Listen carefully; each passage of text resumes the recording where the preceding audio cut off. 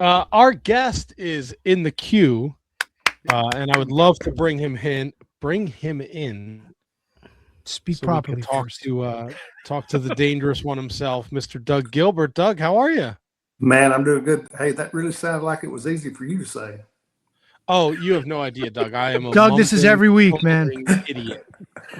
Hey, I got y'all, fellas. Listen, there's a lot of things hard for me to say, and even after I say them, I think correct, people still can't understand me. So I know right where what you're saying. Now, the good thing for me is I don't have to speak to read this book right here. There you go.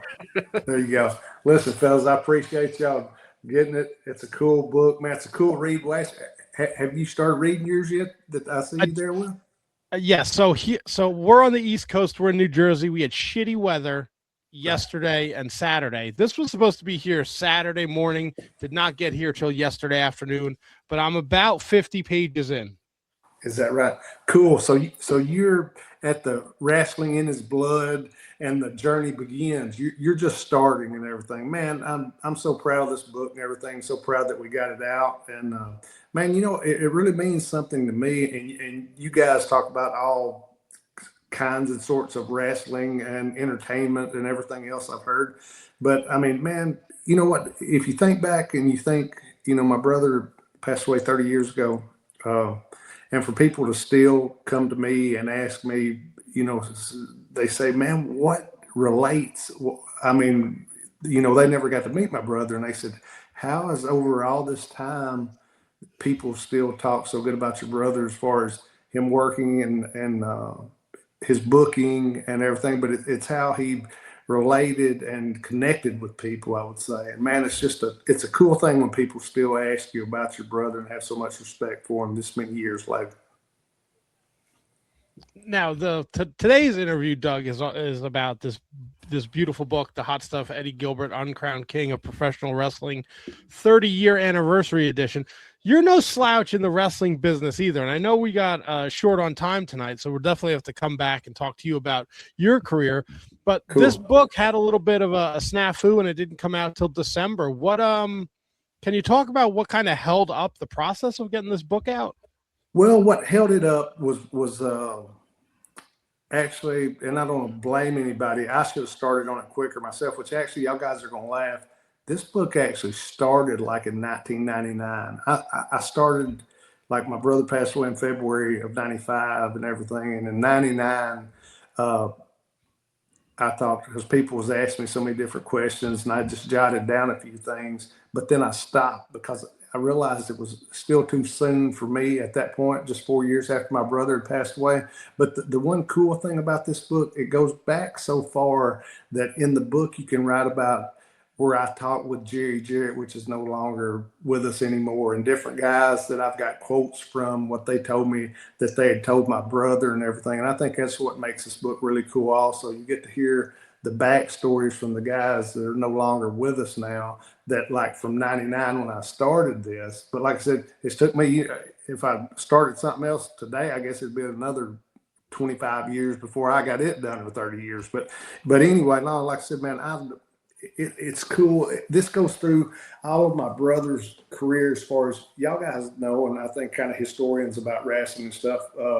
Every territory that my brother went through, that he worked in, he booked, and everything. It goes through all that from, like I said, from when he was a kid starting to when he knew wrestling was in his blood, and that was like 6 or 7 years old, like kind of the same with me and everything. But man, it's just really cool to, like I said, I'm sure y'all guys have seen or heard of the Dark Side of the Ring deal. They just done a deal with my brother on the Dark Side of the Ring one of the past episodes of this past year and everything. So I thought that was really cool, which they come to my home and sat for about 13 hours and asked me questions. And guys, I don't know about y'all, but y'all know in a TV show, it's an hour long. You usually get 47 minutes and they get 13 minutes for commercials to pay the bills, right? Well, I thought, right. Now, how can you ask me 13 hours of questions, and I'm sure you won't put 1 minute in there? But it wound up, I was actually happy with it. I don't know if y'all guys saw it or whatever, but I thought it made good out of, as far as what my brother done, because I had people tell me that some things they didn't like that they done, but man, that's everything. You know what? I bet y'all guys, I mean, there's 5 of us on here, and we might, there might be something that one of us don't like, but I told somebody that if it's my brother and I knew Eddie better than anybody did, traveled with him, was best friends and everything.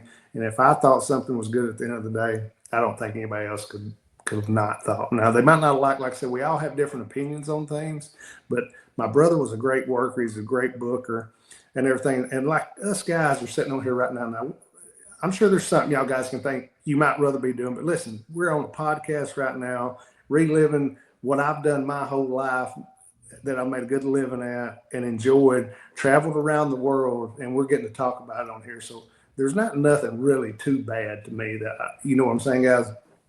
Of course. Yeah. And look, I think that's the biggest complaint with all the dark side of the rings is they pick these polarizing topics and these polarizing figures like your brother Eddie Gilbert, and they only give us 47 minutes, and you're like, what the fuck? There's so much more I want. Is there something that you wish they had focused on a little bit more with the show? Well, yeah, you can always say that, because listen, fellas, if you start at, say, where my brother started booking, I mean, you know, it's like for Watts in Mid-South, and it turned into UWF. Then he booked in WCW. Then he left WCW. He went to Global. He booked in Global. Then he left Global, working in Global and booking. He worked everywhere that he booked. Then he left there and he went to Continental Wrestling Federation, booked there, worked there also. Then at the office one day, I went in. Eddie didn't go in there. Well, he came in a little later, but I checked the answer machine, and Dusty Rhodes had called and asked him to come back to WCW and help him book again. So then what did he do? He wound up a couple months later. He left Continental Wrestling Federation, went back to WCW, booked there again. In which I heard a guy ask Eddie a question one day. He said, well, man, was you not ready? Was you just not scared about burning a bridge? And Eddie said, well, I don't guess burning a bridge is a good thing to do, but always remember this, man. And the guy said, what's that? He said, always work hard and always draw money, and bookers and owners will always bring you back. So that's kind of a good logic, a good philosophy. But now I ain't telling everybody to do that, because now these days it might be totally different. But anyway, Eddie had his own ways, but he always worked hard, and his mind was a decade ahead of everybody else's during those days. I mean, if you look at angles and stuff, but with you asking me that question about is there something that I would wish would have been focused on more, you can go to all of those territories. And I mean, just like you said, each territory could have been a 47-minute clip. You know what I'm saying? And Eddie had great talent, and in those days, and I'm not knocking the talent today, but in those days, you had the guys that you couldn't have got in the business if you couldn't work. You know what I'm saying? I mean, it was, and bless their heart, they wasn't doing 100 flips. I mean, and I'm not knocking 100 flips. A flip here and there is a good thing if it's needed. But I mean, 100 flips. But what I'm talking about in the days, you know, like Eddie had the Freebirds, he had DiBiase for Watts, he had all those guys that could work and everything. Then when he was in Continental, he had a bunch of guys in all the different territories. In Global, he had like Lightning Kid, which is X-Pac, and he had Jerry Lynn, and he had all different guys that my brother could use and knew how to use. I mean, when two guys that y'all guys will know, Stevie Ray and Booker T, I remember them coming to the Global Dome, which was a sportatorium, and walked in the room with Eddie, and Eddie told him to come, but he had never seen him before, but people had told him about him, and they come in, and Eddie said, guys, what do y'all work as? And they said, I think Booker T told him he worked as GI Bro, and Eddie said he was looking down writing out of TV, and he said, GI what? And he said, GI Bro. Well, that just GI Bro didn't catch Eddie as a money, you know, as a money. He said, well, what do you wear? And he said, camouflage, and paint my face camouflage. And Eddie, he was like, he had a pen here, and he was writing like the TV out, and he looked at me, he said, well, I've got you on a match. He said, but how about we call y'all, don't paint yourself, and do you have anything other than camouflage to wear? And they said, yeah. And he said, well, how about we call y'all, we'll start next week calling y'all the Ebony Experience. But that was just from like them being in the room with Eddie for 5 minutes. Not saying that was the greatest name in the world, because later on one time Eddie told me, he said, Doug, you was in there when I come up with this Ebony Experience name, right? And I said, yeah. I said, I thought it was good. Why? He said, I don't know what I was thinking that night. So I guess what he was telling me, he didn't think it was the best. So, but I mean, they went by that for a good while. And me, I don't see as anything was wrong with it. But I guess in his logic, in his mind, he thought he could come up with something better. But just off the cuff for 5 minutes, guys, you know, it'd be like us five sitting in the room writing the TV out, and somebody walked in the room, and all of us said, "Hey, what can we call this guy or something? Just something for TV here. Give me a name." And you know, y'all four, if I said that point, y'all four said, "Tell me." Each one of you, give me a name. You know, it'd be like just throwing a name. And that's just, you know, you ain't got a week or 2 weeks to think about it. Just that's right then. And that's where my brother was a real good thinker and everything. But now, guys, like I said, I appreciate y'all letting me plug the book and everything. I appreciate y'all letting me come on here. And like I said, I'd love to come back on here some other time and talk about a little bit of my career. But like I said, this book it's like got 25 chapters in it, and it goes through all of the territories. It goes from when my brother was a kid, like I said, Hot Stuff Eddie Gilbert, the Uncrowned King of Professional Wrestling 30-year anniversary edition. And it is at Amazon, and we all know how to go to Amazon and buy things and everything. but that's right where it is. And man, if you want to get to me, if there's anything as far as places that you got conventions or signings or anything, you can get to me by realdouggilbert@gmail.com, or you can go to, actually, after everybody gets through listening to y'all's podcast, how about try out the second best one you might like, Dangerous Conversations with Dangerous Doug Gilbert and Wildfire Tommy Rich. Now, we do some pretty cool stuff. We might want to have one of y'all on there and talk to us, but listen, we ain't hardly quite as serious as y'all are. We try to do a whole lot of laughing and everything, but what we do is tell stories, and we let people send questions in right then, and you should hear Tommy answer some of the questions. You talking about, which y'all probably, have y'all had Tommy on here before, or maybe Yes. not? Yeah, no, Tommy was on for one of my birthday shows years ago. Is that right? Well, that's cool. I don't know if y'all can read my shirt here, but it says Memphis Mafia on it, and it's the 26th tour. 26 is this year, and me and Tommy are the last two of the Mafia left. Which, you know, the original Memphis Mafia, my brother started. It was my brother, myself, Tommy Wildfire Rich, Nature Boy Buddy Landell, and Grandmaster Sexy, Too Sexy Brian Christopher. So that was 5 characters together and everything.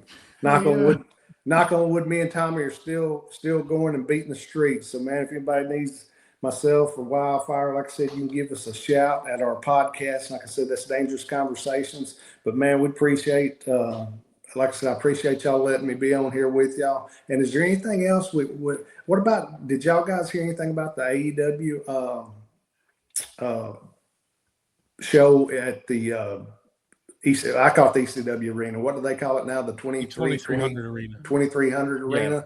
Man, you know what? That was a cool deal that we went to. Tony Khan flew myself and Tommy Rich up there, and Sting and Jeff Jarrett and everything. And he did like a tribute to my brother. Man, you talking about what a cool deal that was. I don't know if y'all heard anything about that or even knew anything about it, but man, I thought that was a really respectful thing that he done, and it was a really neat night up there.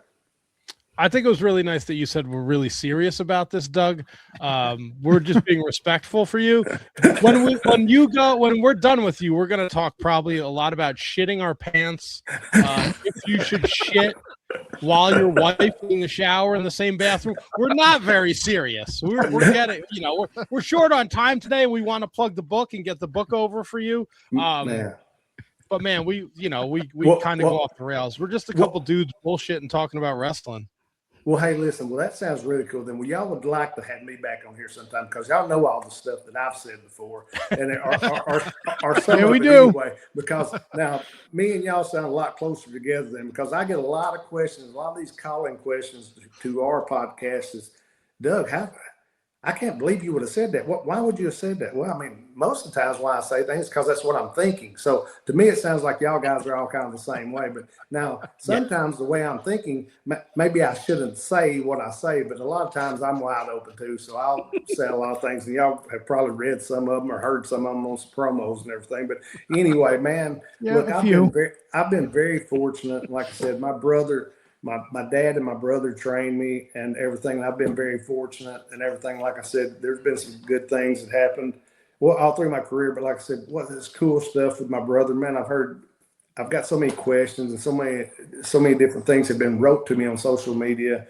and emails and stuff about my brother. And I finally decided I was going to actually get this book done, even though it took me the rest of my life, but I finally got it done and everything. And I just want to give everybody a chance to see, because like I said, man, it's something special to you. And man, I hope none of y'all guys ever lose a brother or parent, anything and everything. And, but it's something to go through. And then, but like I said, if you go 30 years after that and people are still asking you questions, man, it's a special thing to me that they are asking, because that shows me how much Eddie did mean to a lot of people. He definitely left his fingerprints on the wrestling business. Doug, I know we're short on time tonight, so we're going to let you go. But again, Hot Stuff, Eddie Gilbert, just Google in Amazon, just throw Eddie Gilbert's name in the book, comes right up. It's like 200 pages. It's a super easy read. I like the way it's written, because there's not like all this extra nonsense. It gets right into it. This is where he was. This is who he worked with. And I'm a historian like that. I like reading stuff like that. So Right. it's super easy for me to read. I can't speak, but I read 50 pages in less than a day. So come on. I was going to say, super easy for you to read, not say. No, thank God that I'm not reading this on audio. That's what I was going to say. I'm glad you kind of sound like I do, because people would be saying, Doug, how did you write a book when you can't probably read? And I laugh at people that have said stuff to me. Said, Doug, there's a lot of things we thought we would see your name involved in, but as far as being an author and writing a book, that was not one of them. And I said, well, other than writing this book and maybe a book they've talked about me writing one on the Memphis Mafia, which was all us 5 guys I told you about, or one on myself, I would have never thought anything about writing a book. But man, like I said, I appreciate you guys letting me be on here. And like I said, if there's anybody that's got any conventions coming up or anything that they'd like to have myself there, like I said, I have cases of these books with me and pictures of myself and my brother and everything. But listen, thank y'all guys for letting me be on here. And when y'all have another minute and aren't real busy, y'all get me back on and we'll talk a little bit about my career. 100%. I appreciate it. Doug, who you rooting for tonight? Man, I'm going to go probably against all of y'all, but I think Miami's actually got a shot. If in the fourth quarter, if it's close, I say Miami will win, but everybody else says Indiana. So what do you got? Who are you guys saying? Indiana? All 4 of you? Or? I'm siding with you, Doug.